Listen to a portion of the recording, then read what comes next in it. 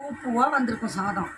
காலையில் ஊற வச்ச அரிசியை வேணும்னே உழைக்கிற மாதிரி அது நான் செஞ்சேன்ல கம்முன்னு இரு. நீ செஞ்சேன்ல. உருளைக்கிழங்க சாம்பாரில் போட்டு வச்சுட்டு பேசுகிறாங்க சோறு குழஞ்சி. மாங்காய், முருங்கைக்காய், கத்திரிக்காய், கொட்டை, உருளைக்கிழங்கு போட்டு காணும். மாங்காய் எடுத்து அது கரைஞ்சிருச்சு. இந்த பெரிய மாங்காய் அவ்வளோ பெரிய மாங்காய் கரைஞ்சி போச்சா? அவ்வளோ நேரம் போயிடுச்சு இல்லை? அதுக்குன்னு ஒரேடியாக கொதிக்க வச்சிருக்கிறான். சுத்தமாக மாங்காவே காணும். ஐயோ, அதான் கொல கொலன்னு இருக்கு போல கரைஞ்சி போயிட்டு. இந்த பேர் சுத்தமாக கரைஞ்சி தோல் தான் இருக்கு. தோல் தான் இருக்குது. அப்படியே காட்டுட்டா மாங்காவை. இவ்வளோ பெரிய மாங்காய், அவ்வளோ பெரிய மாங்காய் பெருசு பெருசாக எங்கள் அம்மா போட்டாங்க. ஒரு மாங்காய் காணும், ஒன்று கூட காணும். தொட்டுக்க வச்சுக்கோ. என்ன சொன்னீங்க? இருக்கா? எங்கள் அம்மா பலாப்பழம் வாங்கினாங்கல்ல, அந்த பலாப்பழத்தில் தொட்டுக்க செஞ்சுட்டாங்க. அது எவ்வளோ டேஸ்ட்டாக இருக்கும் தெரியுமா? செம்ம டேஸ்ட்டாக இருக்கும். சாப்பிட்றதுக்கு சாம்பாரில் போட்டாலும் டேஸ்ட்டாக இருக்கும். அதனால தான் அதுலேயும் இதுலேயும் போட்டேன். எவ்வளோ பெரிய ஆனால் மாங்காவை காணும்.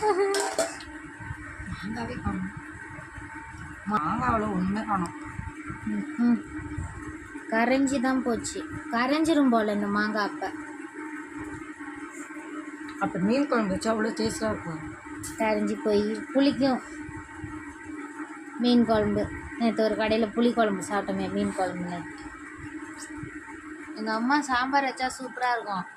ஆனால் அதில் உருளைக்கிழங்கு போட்டால் எனக்கு பிடிக்காது.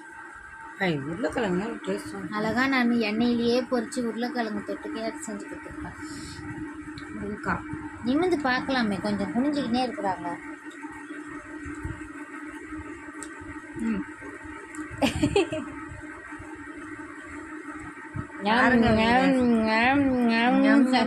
எனக்கு கேலி பண்றான். ஆமா, சூப்பரா இருக்கா? இருக்காதே, நான் சாப்பாட்டில் உப்பே போடலையே. அது கூட தெரியாமல் எங்கள் அம்மா சாப்பிட்றாங்கப்பா. இல்லை, கொஞ்சம் கம்மியாக இருந்துச்சு. உப்பு போட்டு சாப்பிட, அப்போ தான் நல்லா காரம் சாப்பிடும். நம்ம தானே சமைச்சோம். அதுதான் உப்பு டப்பா வைக்கணும் வந்து வச்சேன்.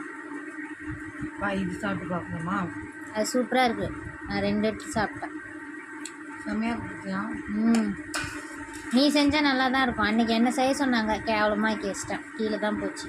ஒன்றும் கூட சாப்பிட முடியாமல் கருத்து வச்சுட்டோம். என்ன பண்ணுறது, பிள்ளைக்கு தெரியல செய்ய. புள்ள வேஸ்ட்டு, நல்ல பிள்ளை. அதே உருளைக்கிழங்கு பொரியல் சூப்பராக செய்வோம். மற்ற பொரியல்லாம் செய்ய தெரியாது.